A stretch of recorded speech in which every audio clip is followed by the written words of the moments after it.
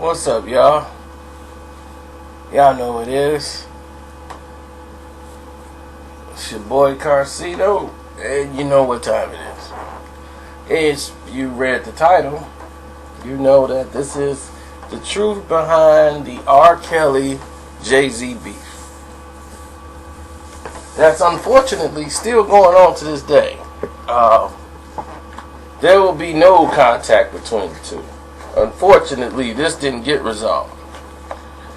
Now, here's the situation. R. Kelly and Jay-Z were the two biggest artists at his time, at the peak. Like, R. Kelly was leaps and bounds above anything Jay-Z had done. But with Jay-Z's consistency and the fact that how well the songs did together, how well it was received. When he did Fiesta, and then he appeared on Not Guilty for Jay-Z's album, Guilty Until Proven Innocent. And with that success, they came up with the idea, like, maybe we can do a collaborative album. You know, R. Kelly had just finished the TP2 album, which was burning up the charts. So he said, well, that sounds like a good idea. Let's see if we can get our people together. They can do this, you know, the Permission and Jive and Def Jam can work together. So Lyor went ahead to go work on the business side and was like, don't worry, I'm going to get this to happen. Because the money is not just in the album. The money is in the tours. So that's what they're like, oh man, we're going to make a killing in tours. Like, you want to make $100 million? This is it. You can make $100 million. So, Lyor Cohen is excited. Like, you want to make 100? You'll make 100. You're going to make all this money. It's going to be the hugest tour ever. So, they go to work. Jive Records. And, you know, they're going to do the international distribution of the album. They invited Stevie Wonder. They had all these celebrities there. They made a big press conference announcement that they're going to do the album. And it's going to be called The Best of Both Worlds. Yay. Now, this comes at a time where Jay-Z, who was just coming off a beatdown from Ether, into this Best of Both Worlds. Now, at the same time, Jay-Z is working on the Blueprint 2. And it's like, okay, he's recording, well, he did the live album, and he recorded another song that he put on his live album. And since the live album was done and completed, he wanted to remaster it and put it back out with a clearer sound. He didn't like the way the MTV did it. He was working on Blueprint 2, and R. Kelly was working on his other album, Loveland. But yet, they was going to come together to do this album. So right off the bat, you know, Jay-Z's like, okay, he's in Chicago. Like, when is he showing up? They were like, oh, he's not showing up. R. Kelly already sent over the music. He's like, what? He's like, yeah, he's done his parts. He's done his vocals. They got the space for you to lay your bars. And if you want to go and ad-lib some, you can go ahead. Because he had already recorded these songs. And Jay-Z didn't even know. Like, Get This Money was R. Kelly's song that he had on Loveland. He had a couple of songs already recorded for Loveland. And some songs that didn't make it on TP2000. Like Get This Money, and it's a couple of other songs. And Jay-Z, all he had to do was put the vocals on. And that was it. That's all he had to do. So all Jay had to do was find the beat. But here's the thing. Jay thought they were going to be working collaboratively on the project. Like, sometimes we'll do that. But we need to come in the studio and at least smash out a couple of songs together. The whole album was done that way. And because of it, it was copied, leaked, unfinished. And unmastered some of the songs, and somebody had to tape out and get it on the streets. So the album was leaked on the streets for about 2 weeks before it was released. So they upped the release date of the actual tape. So in the middle of all of this excitement and such drama, R. Kelly was supposed to come down for a meeting in New York. And they were like, where's R. Kelly? It was like, I don't know. And then they turned on they was just playing Best of Both Worlds on the radio. Like, this is it, Jay-Z and R. Kelly and this and that, Best of Both Worlds. This just breaking news. There's a sex tape and an arrest warrant out for R. Kelly for a sex scandal, for peeing on a girl, and underage girl, and all this stuff. They were supposed to meet in New York. Jay-Z is in a hotel room already. Like, what?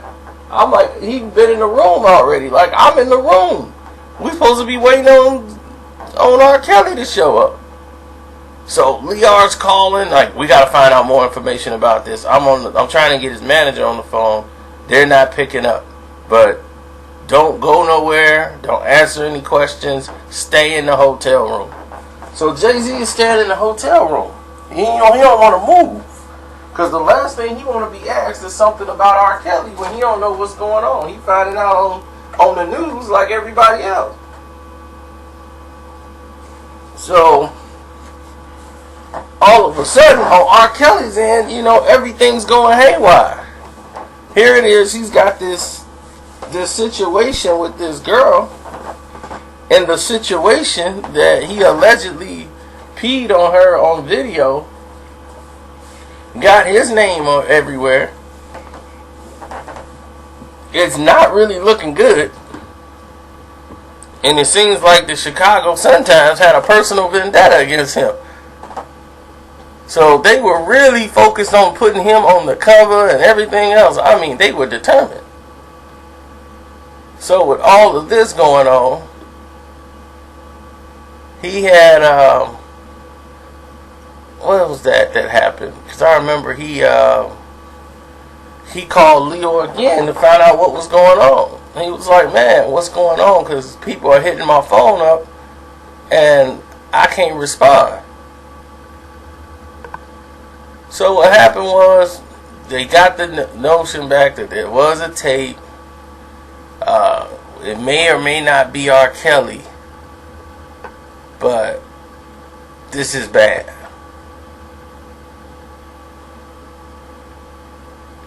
So here it is, the underage girl, and everybody is shocked, because they're like, okay, this is not looking good.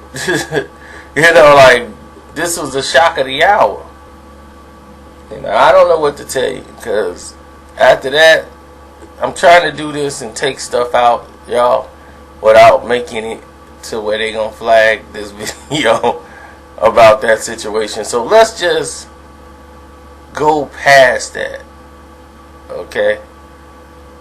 Because right before the album even dropped and hit the streets, like, the tape came out 5 days before the newspaper, the Chicago Sun-Times, blasted it. And R. Kelly was finna perform at the Olympics and all this stuff. And yeah, when that happened, they indicted him in June. But back then in March, so it was crazy. It was the most bizarrest time, like, ever. And he was facing 21 counts of child pornography. Yeah, if y'all don't know what that means, you talking about 30, 40 years behind bars. For child pornography, are you kidding? They will lock you up. Big time. So Jay-Z and Leor Cohen, once they found out the information they needed, they just told Jay-Z, look, don't worry about it. Separate yourself from this. We don't know what's going on. You're not taking any stance of support or non-support. We just gonna break away from the album and destroy the album. We're not promoting that album. Period. We just walking away from it. Which was the best idea from Def Jam's point of view. Is we just gotta walk away from this. Because they got information back that just made them say we need to step away. So whatever info they got, it was enough to say we stepping away from the project. And R. Kelly was like, wow, like, I didn't get a phone call from Jay-Z. Like, he tried to reach out to Jay-Z, he said, and got nothing back. But he was like, man, I was just left out there. It was like no support. And he's supposed to be my boy and this and that. So, after R. Kelly's fighting with all this stuff, and all these sex tape and all this stuff, he had another case in Miami which was discharged only because they had an illegal probable cause to come into his house for a search warrant to get the information. But it was other tapes in Miami with him with kids. So, allegedly, we gotta put that on there. And, I mean, that's it. It was done for him at that time. But he won these cases and got acquitted somehow. And now it's on to the reunion. After all the sex tape stuff, R. Kelly and his wife had separated. And then, the divorce didn't get final for years down the road. So R. Kelly was financially in ruin, from all the lawyers and stuff. I mean, he spent over about $6 million just on lawyers, period, going back and forth to court. He had to pay those cases. He had a team of lawyers.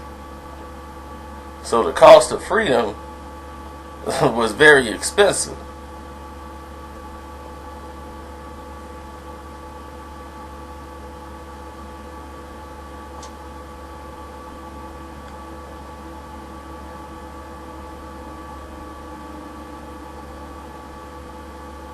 Now, what happened was, at that time, R. Kelly decides, like, once he got all that stuff acquitted, that Jay-Z can go back to working with him.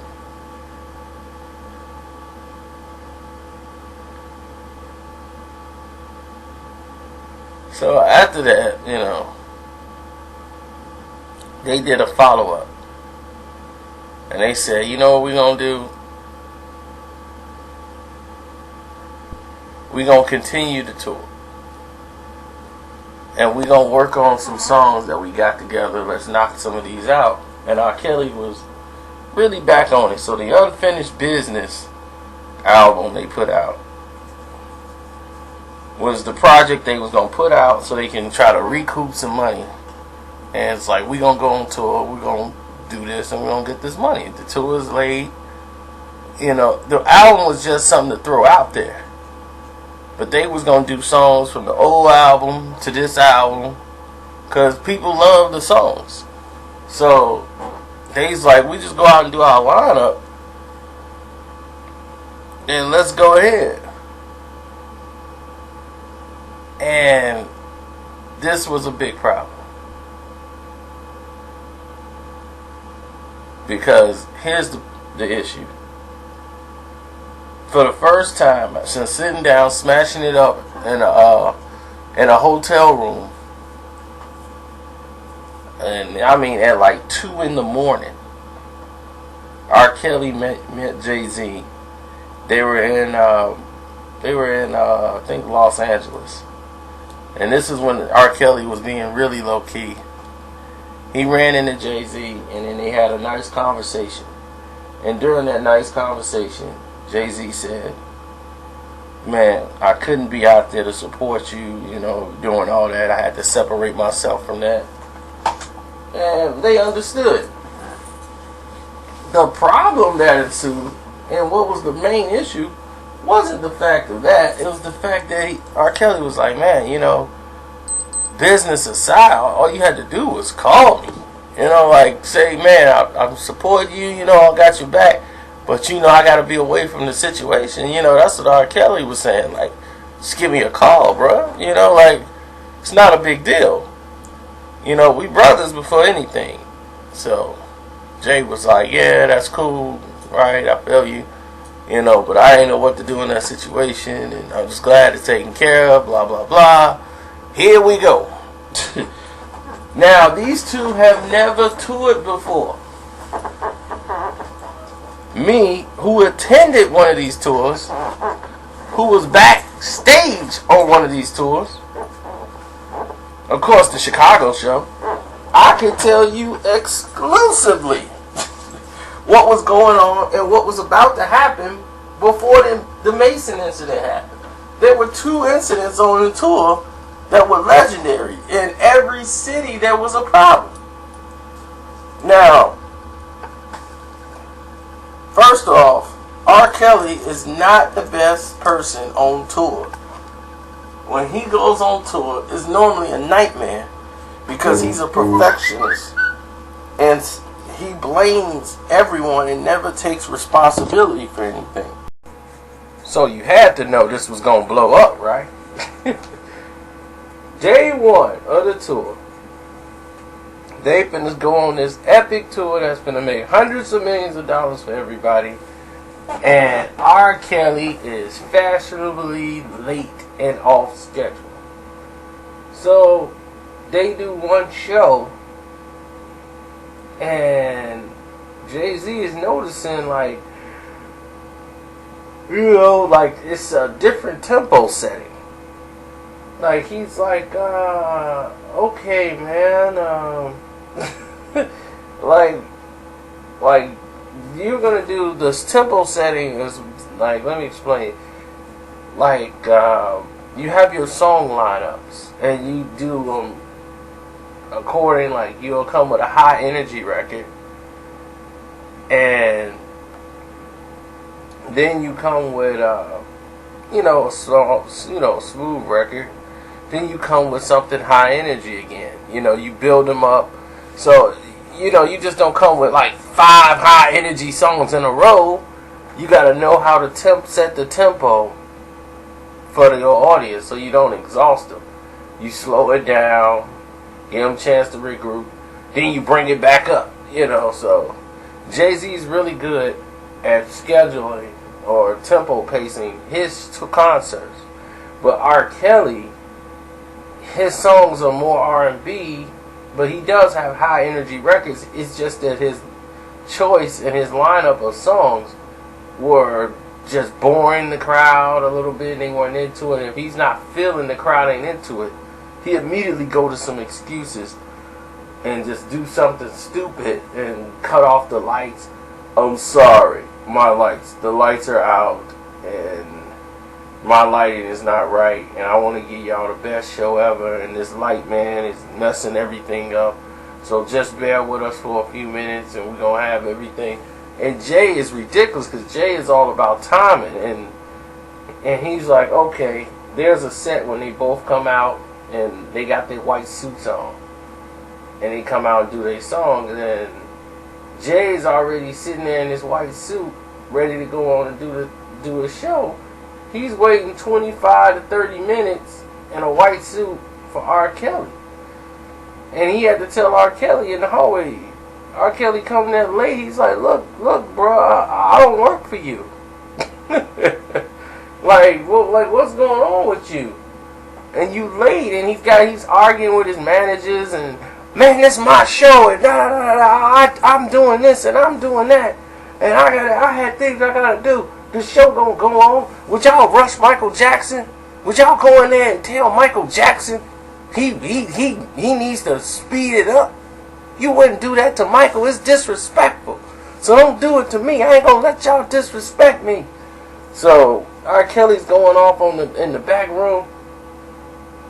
So Jay-Z's listening like, this dude is really crazy. He thinking like, this ain't the dude I even knew. Like, that case really like got to him. And he's so paranoid about everything now. So they go to like Cleveland. And they do a show like in Cleveland. And in the middle of the show, R. Kelly just like, look, they're not going to get my sound right, my lights. He just walked off stage and walked off the show and the tour. And Jay had to do the whole show by himself. Because he walked off. And then he going to go to a restaurant and start serving people in drive-thru. And they were like, what is he doing? And he was like, I just tried to put a good spin on the day. You know, because they messed it up. I didn't want it to be all negative in the papers, man. So he talking to Jay. Jay's like, man, what is going on? And then after the show in Chicago, the one I was at, which was crazy all the way through. Like, me, Low, Sin, we all backstage. A couple of local acts was going on. And local performers was there. And during the set, like, R. Kelly wasn't even there. Jay-Z was there, and Tata was there, and Tata was, man, he was so scary. Tata's one of the most scariest dudes I know. He was, who this? Do you got credentials? Who are you? It's like, dude, we're not here to rush in there to see Jay and shake his hand. We here doing our own thing. Okay, well, y'all can't, nobody can come past this line. Security don't let nobody pass this line.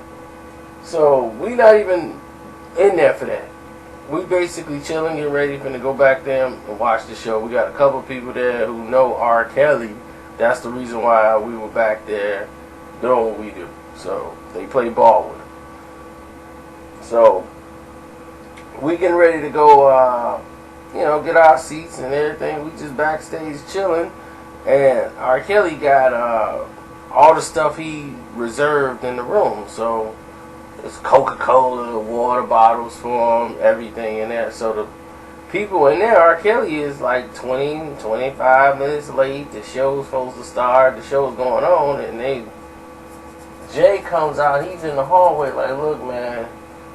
Look, call his manager, man. Tell him, like, we need to start the show, man. We got to get this going because I'm not going to be exhausted going into the next city, man. I'm not finna do these long shows, man, going over, man. You know, we gotta have a talk. You know, because this getting to be a problem. So R. Kelly show up like, yeah, man, I'm ready to go, man. I'm ready to go. We gonna be ready to hit it, man. I'm focused. You know, I'm home, baby. I'm home. I'm focused. You know, this is my city. We finna tear it down. So R. Kelly getting in there, and he's like, all right, man, we're going to let you get right. We're going to go and get our city. You know, he said a blessing. Everybody do the same blessing. They do a circle. Said a big blessing. Everybody stepped out, went to the room, you know, go get your seats. And sure enough, concert going good. Next thing you know, my lights, I want to apologize. This light, man, is messing up my lights, man. Can't you get my lights right?